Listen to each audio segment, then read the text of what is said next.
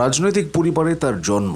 বাবা সি ঝংসুন ছিলেন চীনের কমিউনিস্ট বিপ্লবের অন্যতম নায়ক, ছিলেন মাও সে তুংয়ের ঘনিষ্ঠ সহযোদ্ধা। দেশের প্রচারমন্ত্রী থেকে একসময় উপপ্রধানমন্ত্রী পর্যন্ত হয়েছিলেন। কিন্তু আদর্শবাদী বাবা ছিলেন অত্যন্ত কঠোর। চেষ্টা করতেন সন্তানদের বিলাসিতা থেকে দূরে রাখতে। এমনকি ছেলেকে রং বদলে বোনদের পুরনো জামাকাপড় ও জুতা পরাতেন। রাজনৈতিক ষড়যন্ত্রে একটি উপন্যাসকে কেন্দ্র করে সেই বাবাকে পার্টি থেকে বহিষ্কার করে পাঠানো হয় কারাগারে। এমনকি তার পরিবারকেও মন্ত্রীদের জন্য বরাদ্দকৃত রাজধানী বেইজিং এর আবাসিক এলাকা ঝংনানহাই কমপ্লেক্স থেকে বের করে দেওয়া হয়। 9 বছরের শি জিনপিং তখন আবিষ্কার করলো পৃথিবীটা আর আগের মতো নেই। এ তো সবে শুরু। বাস্তবে সময় আরো খারাপ হলো। 4 বছর পর মাও সেতুং সাংস্কৃতিক বিপ্লব ঘোষণা করার পর বাবার পাপের জন্য পুরো সি পরিবারকে শাস্তি দেওয়া হলো। মা কি সিনকে পাঠানো হয় গ্রামের শ্রম শিবিরে। শি জিনপিং এর স্কুলে পড়া বন্ধ হয়ে গেল। বাড়িতে হানা দিয়ে লুটপাট করে মাও সেতুং এর গড়া উগ্র তরুণদের আধা সামরিক দল রেড গার্ড পুরো পরিবারটিকে একঘরে করে দেয়া হলো। সহপাঠীরাও শি জিনপিং এর সঙ্গে মিশতে চাইতো না। অবস্থা এমন অসহনীয় পর্যায়ে পৌঁছায় যে শি জিনপিং এর সৎ বোন নিপীড়নের কারণে করেন। 2 বছর পর শি জিনপিং আরো 14 জন কিশোরের সঙ্গে ট্রেনে উঠলেন।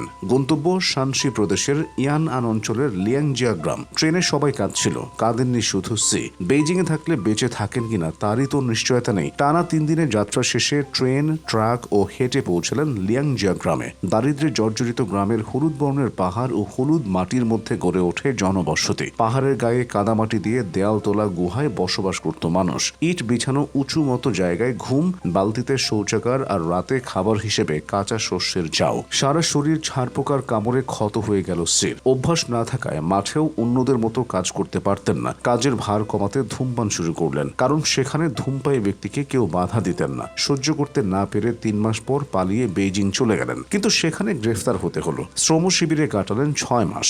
আবার ফিরে এলেন গুহার গ্রাম লিয়াংজাতে। এবার ধীরে ধীরে গ্রামের মানুষের সঙ্গে মিশে গেলেন। শতাধিক কেজি ওজনের গমের বস্তা কাঁধে নিয়ে 5 কিলোমিটার পাহাড়ি পথ হাঁটলেন। সেচের নালা খুঁড়লেন, বাঁধ তৈরি করলেন, রাস্তা মেরামত করলেন। রাতে কেরোসিনের আলোয় পড়তেন মোটা বই। মেষ চড়াতে চড়াতেও হাতে থাকত বই। শানসি প্রদেশে মোট 7 বছর কাটান সি। এর মধ্যে 3 বছর ছিলেন এই গুহা গ্রামে। গুহায় বসবাসের সময় থেকেই সি কমিউনিস্ট ইয়ুথ লীগে যোগ দেওয়ার চেষ্টা শুরু করেন, কিন্তু বারবার প্রত্যাখ্যাত হতে হয়। কারণ একটাই, বাবার রাজনৈতিক পরিচয়। তবে শি জিনপিং কি আর থেমে যাওয়ার পাত্র?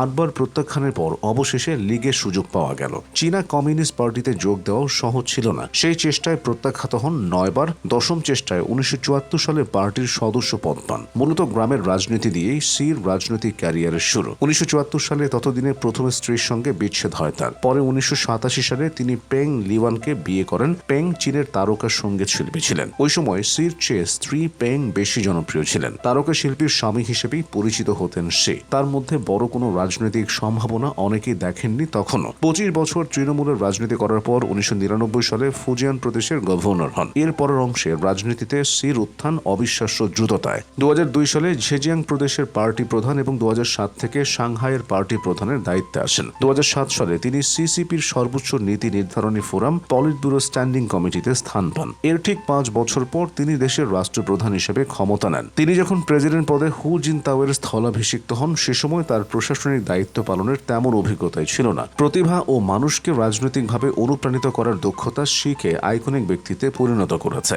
যা দেশটিতে মাও সেতুং এর শাসনের পর আর দেখা যায়নি। তার দৃঢ় শাসনে চীন অর্থনৈতিক ও বিশ্ব রাজনীতিতে দারুণ দাপট দেখাতে শুরু করে। অর্থনীতিতে চীন এখন যুক্তরাষ্ট্রকেও টেক্কা দিচ্ছে। যার বাবাকে দল থেকে বিতাড়িত করা হয়েছিল, পরিবার ধ্বংস করে দেওয়া হয়েছিল সাংস্কৃতিক বিপ্লবের আগুনে, দুর্গম এক গুহাগ্রামে 3 বছর কাটিয়ে সেই তিনি গত 1 যুগ ধরে বিশ্বের সবচেয়ে বিকাশমান দেশ চীনের সবচেয়ে ক্ষমতাধর মানুষ। যে পার্টি বাবাকে ধ্বংস করতে চেয়েছিল, সেই পার্টির সর্বোচ্চ নেতাই হলেন ছেলে। একই সঙ্গে তিনি এখন 3টি পদের অধিকারী: দেশের প্রেসিডেন্ট, সামরিক বাহিনীর প্রধান এবং চীনের কমিউনিস্ট পার্টির সাধারণ সম্পাদক। অর্থাৎ চীনের রাষ্ট্র ক্ষমতার লাগাম শক্তভাবে নিজের মুঠোয় রেখেছেন সে। তাকে চ্যালেঞ্জ জানাবে এমন দ্বিতীয় কোনো নেতা এখন চীনে নেই। তিনি এখন চীনের আধ্যাত্মিক দ্রষ্টা, একই সঙ্গে সাহসী ও দূরদর্শী রাষ্ট্রনায়ক। শির সেই লিয়াংজিয়া এখন আর শুধু একটি দরিদ্র গ্রাম নয়, এটি পরিণত হয়েছে চীনের অন্যতম জনপ্রিয় দেশপ্রেমিক শিক্ষা কেন্দ্র। কেন্দ্রে লাখ লাখ মানুষ তীর্থযাত্রীর মতো সেই গুহা দেখতে যান। শির নেতৃত্বে চীনের অগ্রগতি অবিশ্বাস্য, তাতে সন্দেহ নেই। তবে বিরুদ্ধ মত দমনে তার কঠোর নীতি, হংকং তাইওয়ানকে চীনের মানচিত্রে নিয়ে আসার গোধরা, এসব নিয়ে সমালোচনা রয়েছে। তবে চীনকে জাতীয়তাবাদে অনুপ্রাণিত করে যেভাবে এগিয়ে নিচ্ছেন শি জিনপিং নিঃসন্দেহে চীনের ইতিহাসে চিরস্মরণীয় হয়ে থাকবেন।